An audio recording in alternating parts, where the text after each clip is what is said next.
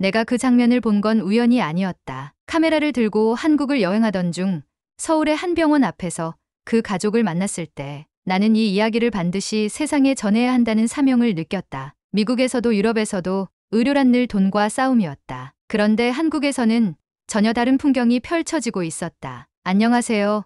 저는 마크 윌슨입니다. 미국 출신의 다큐멘터리 감독이며 세계 곳곳의 인간 군상을 기록해온 15년 차 필름메이커입니다. 그동안 분쟁 지역, 저개발 국가, 의료 사각지대 등 다양한 현장을 다녔지만 제가 한국에서 목격한 단 하나의 이야기만큼은 제 인생 전체를 바꿔놓을 정도로 강렬했습니다. 그것은 단지 좋은 나라라는 의미를 넘어 인간의 생명을 어떻게 대하고 공동체가 한 생명을 어떻게 지켜내는지를 보여주는 기적의 기록이었습니다. 모든 건 2023년 늦가을 제가 한국을 여행하며 찍고 있던 도시 풍경 다큐멘터리에서 시작됐습니다. 당시 저는 지하철과 도심의 움직임, 사람들의 삶의 리듬을 주제로 서울의 일상을 포착하고 있었는데요. 어느 날 강남구의 한 대형 병원 앞에서 카메라를 설치하고 인터뷰 장면을 준비하던 중 휠체어에 탄 소녀와 외국인 가족이 병원 건물에서 나오는 모습을 우연히 촬영하게 되었습니다. 그들은 조심스럽지만 환하게 웃고 있었고 곁에는 흰 가운을 입은 한국인 의료진 한 명이 아이의 손을 꼭 붙잡고 걸어 나왔습니다. 저는 직감적으로 알 수 있었습니다. 이 장면에는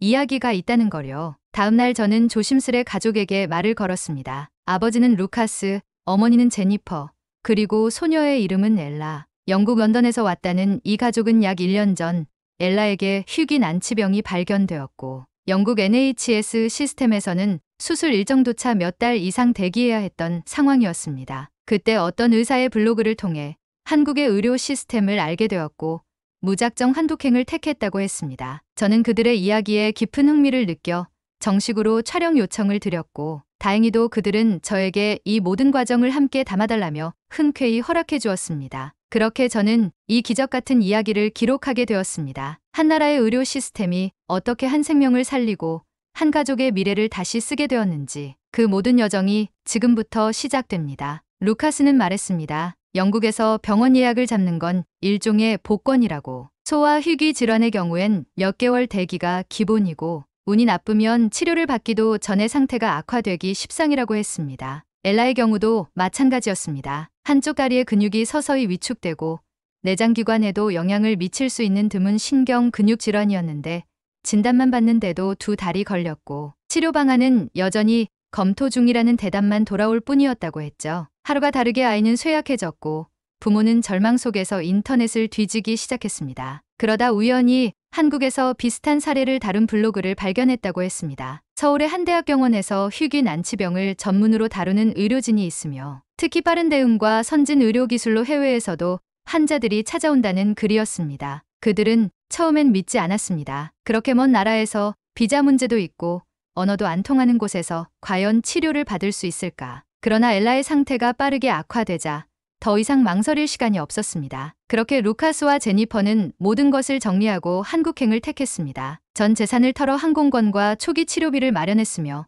남은 건 오직 희망뿐이었다고 했죠. 인천공항에 도착한 날 병원으로 직행한 그들은 그때부터 완전히 다른 세계에 발을 들이게 됩니다. 바로 한국 의료 시스템이란 세계였습니다. 한국은 그들의 기대를 완전히 뛰어넘는 나라였습니다. 먼저 병원 측에서는 외국인 환자 전담 코디네이터가 배정되어 입국 전부터 필요한 서류와 진료 절차를 안내했고 도착하자마자 빠르게 엘라의 상태를 정밀하게 진단하며 치료 계획을 세웠습니다. 이 모든 과정이 단 3일 만에 이루어졌다는 사실에 루카스는 말문이 막혔다고 했습니다. 본국에서는 2달 넘게 기다려야 했던 1차 진료조차 한국에서는 도착 직후 바로 시행된 것입니다. 엘라는 한국 의료진의 손길 속에서 다시 아이의 미소를 되찾기 시작했습니다. 저는 그 모습을 지켜보며 이 이야기를 세상에 전하지 않는다면 평생 후회할 거라는 확신을 갖게 되었어요. 그 순간부터 제 다큐멘터리는 더 이상 단순한 기록이 아닌 한 가족의 생존기를 증언하는 사명으로 바뀌게 되었습니다. 엘라가 한국에 도착한 지 일주일째 되던 날, 저는 병원 측의 허락을 받아 외래 진료 현장을 함께 동행하게 되었습니다. MRI 검사와 정밀 피 검사,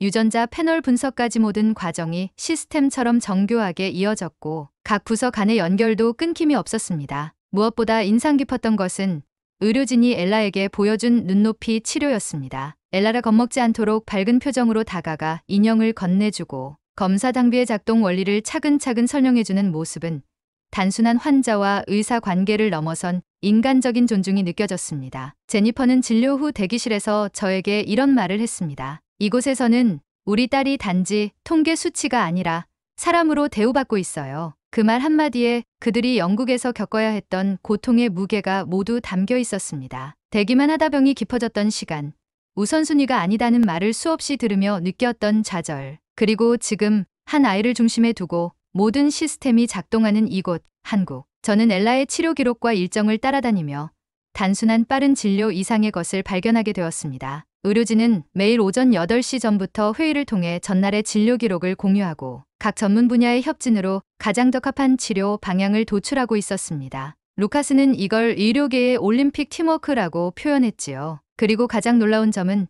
그 모든 치료가 엄청난 비용을 요구하지 않는다는 사실이었습니다. 루카스는 첫 주 치료비 청구서를 받아보고 당황했다고 했습니다. 그가 말하길 나는 뭔가 잘못된 줄 알았어요. 이렇게 수준 높은 치료를 받고도 이 가격이라고요?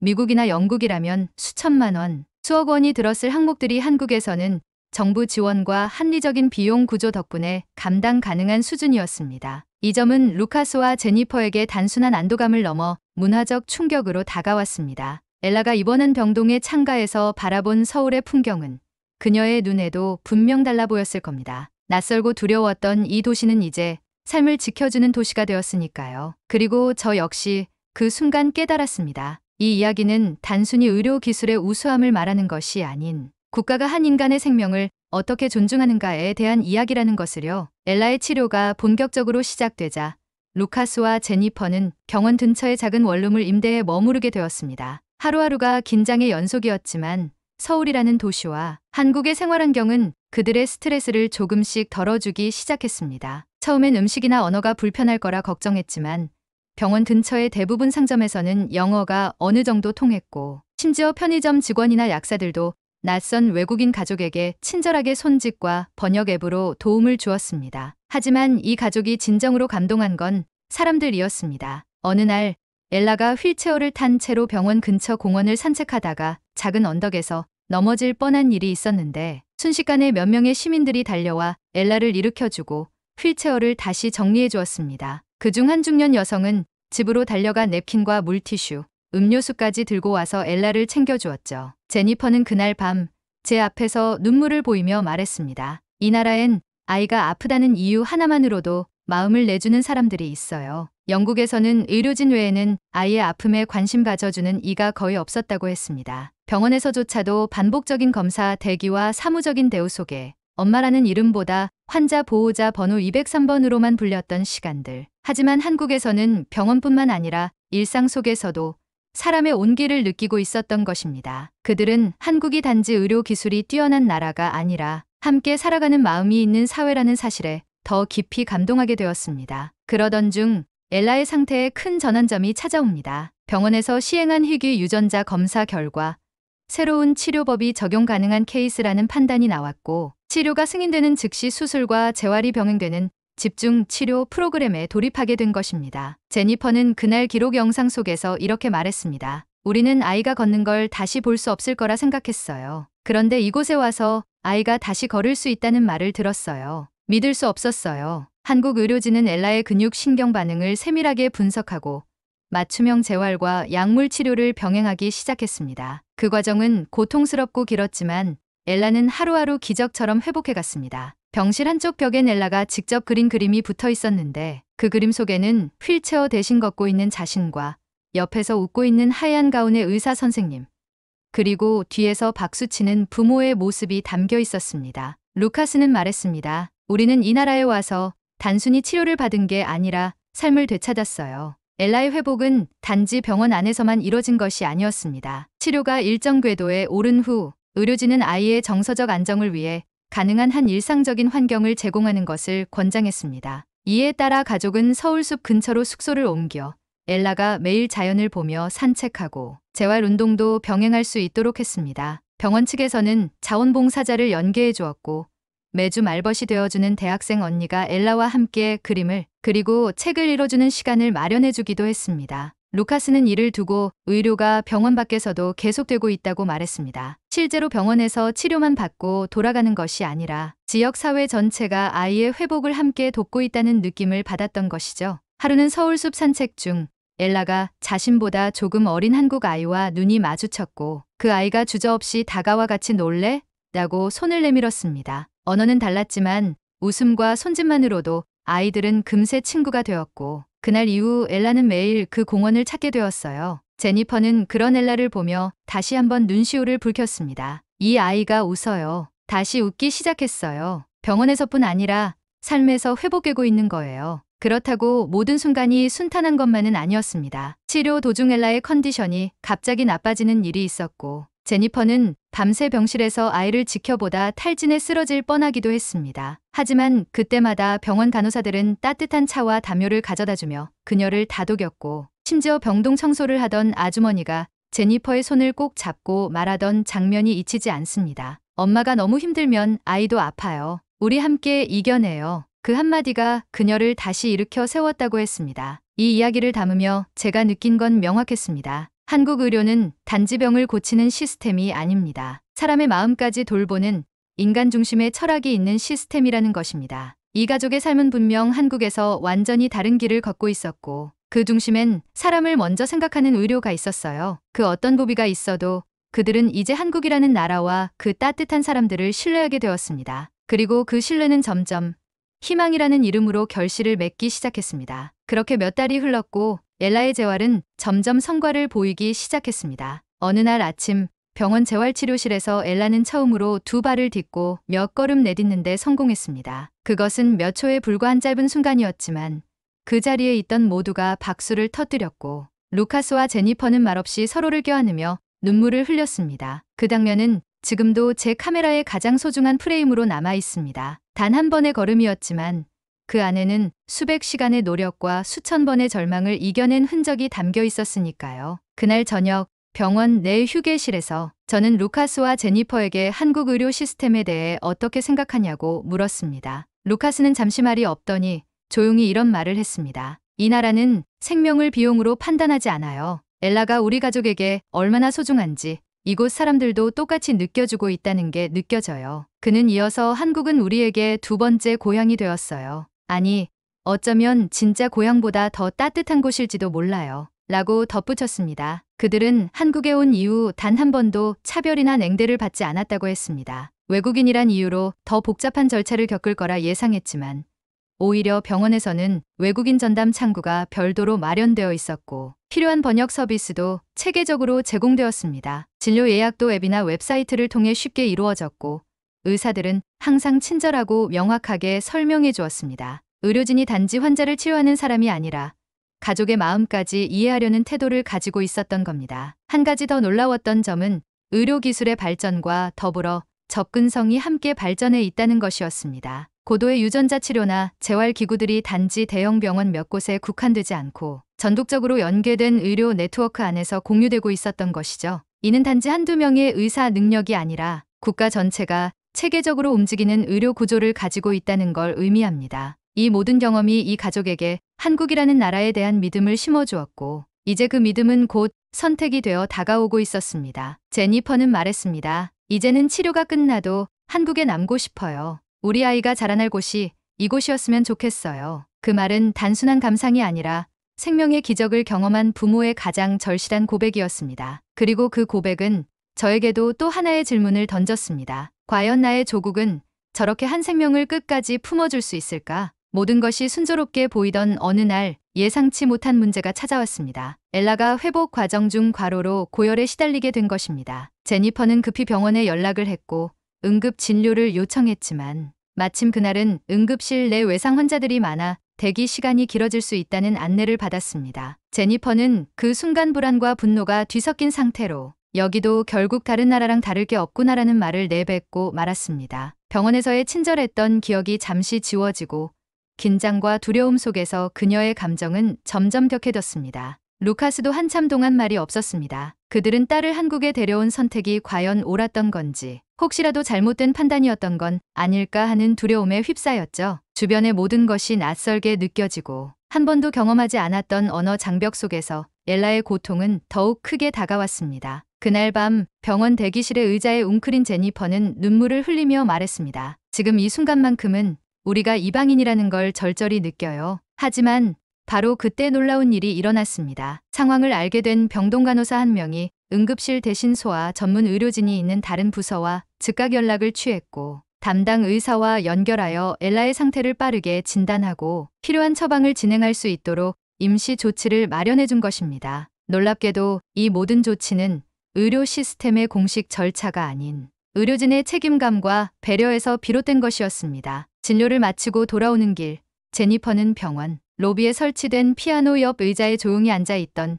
그 간호사를 다시 마주쳤습니다. 제니퍼는 조심스럽게 왜 그렇게까지 해주셨냐고 묻자 간호사는 미소를 지으며 이렇게 답했습니다. 여긴 한국이잖아요. 아이가 아픈 걸 그냥 두고 볼 수는 없잖아요. 그 말 한마디에 제니퍼는 다시 눈물을 쏟았습니다. 우린 아직 이 나라를 다 이해하지 못한 거예요. 이곳의 시스템은 단지 기계적으로 움직이는 게 아니라 마음으로 움직이는 거였어요. 이 사건은 가족에게 큰 전환점이 되었습니다. 겉으로는 효율적이고 체계적으로 보이던 한국 의료 시스템 뒤에 숨겨진 인간적인 연대와 의지를 체감하게 된 것입니다. 한국 의료는 단순한 서비스가 아니라 관계와 신뢰로 이어지는 공동체의 실체였던 것입니다. 엘라는 다시 안정을 되찾았고 가족도 한층 단단해졌습니다. 그들은 이제 한국을 단지 치료받는 나라가 아닌 살아갈 수 있는 나라로 받아들이기 시작했습니다. 그리고 그 순간부터 이 다큐멘터리의 색도 조금씩 달라졌습니다. 회색빛 긴장과 불안이 거치고 따뜻한 햇살 같은 장면들이 더 많아지기 시작했습니다. 그날 이후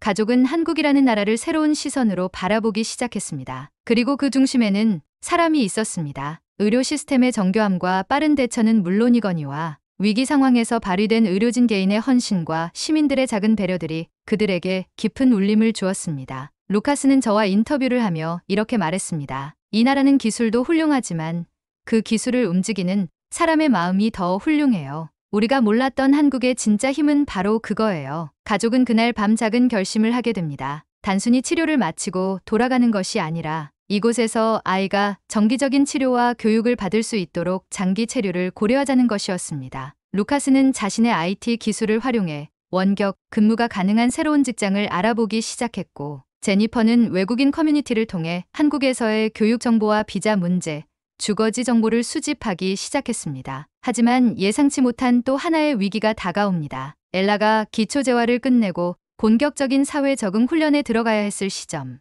외국인 체류 허가 기간이 만료될 위기에 처하게 된 것입니다. 가족은 처음 입국 당시 관광 비자로 들어왔기 때문에 치료 목적의 장기 체류 신청을 하지 않은 상태였고, 관련 절차를 정확히 몰랐던 탓에 연장이 거절될 수도 있다는 안내를 받게 되었습니다. 제니퍼는 다시 한번 절망에 빠졌습니다. 아이가 이제 막 회복의 문턱에 선 순간 또다시 떠나야 하는 걸까? 이 모든 노력이 수포로 돌아가는 것은 아닐까 하는 불안이 엄습했습니다. 하지만 이번에도 한국은 그들을 외면하지 않았습니다. 병원 측에서는 사정서를 직접 작성해 외국인보건의료센터에 제출했고, 의사들도 엘라의 치료 기록과 향후 계획서를 함께 첨부하여 장기 체류 허가가 필요함을 설명했습니다. 시민단체와 외국인 환자지원센터에서도 힘을 모았습니다. 그 결과 한국 정부는 특별 의료 목적 체류 연장 허가를 승인했고, 엘라는 계속해서 안정적으로 치료를 받을 수 있는 기회를 얻게 되었습니다. 그 소식을 들은 날, 루카스는 병원 복도 한편에 앉아 한참을 멍하니 있었습니다. 그리고 이렇게 말했습니다. 이 나라는 우리에게 다시 살아갈 기회를 줬어요. 그리고 오늘 또 한 번 그걸 확인했어요. 그 말은 곧 이 가족의 새로운 인생이 한국에서 시작되었다는 선언이었습니다. 단지 생명을 살린 기적이 아니라 산 자체를 다시 디자인하게 만든 두 번째 탄생의 이야기. 그리고 저는 그 모든 순간을 기록하며 확신했습니다. 이 이야기는 누군가에겐 단순한 뉴스일지 모르지만 다른 누군가에겐 희망이라는 이름으로 닿을 수 있다는 것을요. 엘라가 두 발로 처음 교실 문을 열고 들어가던 그날, 제 카메라의 뷰파인더 너머로 보인 장면은 단순한 기록을 넘어선 증명이었습니다. 희망이라는 단어가, 그리고 한국이라는 나라가 누군가에게 어떤 의미로 다가올 수 있는지를 보여주는 증거였죠. 아이는 책가방을 메고 또래 친구들과 인사를 주고받으며 자연스럽게 자리를 찾았고 선생님의 인사에 밝게 웃으며 네, 안녕하세요 라고 대답했습니다. 그 짧은 한국어 한마디는 이 아이가 얼마나 멀리 왔는지를 알려주는 상징 같았습니다. 루카스와 제니퍼는 말합니다. 한국은 그들에게 단순한 치료의 땅이 아니라고요. 이곳은 아이의 미래가 열린 곳이자 가족의 삶이 다시 설계된 공간이며 동시에 신뢰라는 단어의 진정한 의미를 배운 곳이라고 했습니다. 그들은 이제 이 도시의 소음도, 낯선 골목도, 바쁜 지하철도 모두 익숙한 일상으로 받아들입니다. 처음엔 생명을 구하기 위한 선택이었지만 이제는 삶을 함께 나누는 공존의 선택이 되었습니다. 루카스는 제가 어느 날 인터뷰를 요청하자 작은 카페에 앉아 이렇게 말했습니다. 여기서는 사람이 아프면 단지 병이 아니라 그 사람 자체를 돌보려는 마음이 있어요. 의사 한 명의 헌신, 간호사의 손길, 이웃들의 응원, 시스템의 구조 all of them are connected. 그게 바로 이 나라의 진짜 힘이에요. 그 말은 통역 없이도 고스란히 제 가슴에 박혔습니다. 그들은 이제 서울 외곽의 조용한 마을에 정착해 살고 있습니다. 루카스는 한국 기업에서 정식 직원으로 일하게 되었고 제니퍼는 다문화 가정을 위한 자원봉사와 커뮤니티 활동을 이어가고 있습니다. 엘라는 지역 학교에서 가장 밝은 웃음을 가진 아이로 친구들에게 인기가 많고 담임 선생님은 이 아이는 참 다정하고 자기 경험을 통해 다른 친구들에게도 용기를 준다고 말했습니다. 가족은 매년 한국에서의 첫 치료 날을 두 번째 생일처럼 기념하고 있습니다. 그날은 조용히 셋이서 도시락을 싸들고 병원 근처 공원에 가서 처음 한국 땅을 밟았던 날을 되새깁니다. 그리고 늘 같은 얘기를 합니다. 우리는 이곳에서 다시 태어났어. 그 감정은 단순한 감상이 아닙니다. 그들에게 한국은 구조적 시스템을 넘어선 사람의 나라였습니다. 응급실에서의 밤샘 대기에도 체류 문제로 가슴을 졸였던 날에도 늘 마지막엔 누군가의 손길이 있었고 누군가의 따뜻한 말이 있었습니다. 그 말 한마디가, 그 손길 하나가 삶을 지탱해주는 희망이 되었던 것이죠. 그들은 이제 자신이 받은 것을 나누며 살아갑니다. 제니퍼는 한국에서 겪은 경험을 바탕으로 영문 블로그와 SNS를 통해 외국인 환자들에게 유용한 정보들을 정리해 전하고 있습니다. 그녀의 글 마지막엔 늘 이런 문장이 남아 있습니다. 기적은 먼 곳에 있는 게 아니에요. 기적은 사람이 사람을 이해하려는 그 순간에 시작됩니다. 그리고 한국은 그런 기적이 매일 일어나는 나라예요. 엘라는 여전히 치료를 받습니다. 완치는 아니지만 이제는 삶을 살아가는 데 있어 아픔이 더 이상 중심이 아닙니다. 학교, 친구, 미래, 꿈, 이제는 그런 단어들이 엘라의 삶을 채우고 있습니다. 그녀는 장래 희망으로 어린이 병원 의사를 적었습니다. 그 이유를 묻자 웃으며 대답했습니다. 다른 아픈 친구들도 저처럼 벗게 해주고 싶어요. 그 순간 저는 이 이야기가 끝난 게 아님을 알았습니다. 그것은 새로운 시작이었고 이 가족의 삶은 앞으로도 계속해서 한국과 함께 성장해 나갈 것이었습니다. 그리고 언젠가 엘라가 정말 의사가 되어 또 다른 아이의 손을 잡아줄 날이 온다면 그때야말로 이 기적은 완성되는 거겠지요. 영상의 마지막을 이렇게 마무리하고 싶습니다. 여러분, 한국은 기술로만 앞선 나라가 아닙니다. 한국은 마음으로 움직이는 나라입니다. 여기서는 기적이 그저 특별한 날이 아닌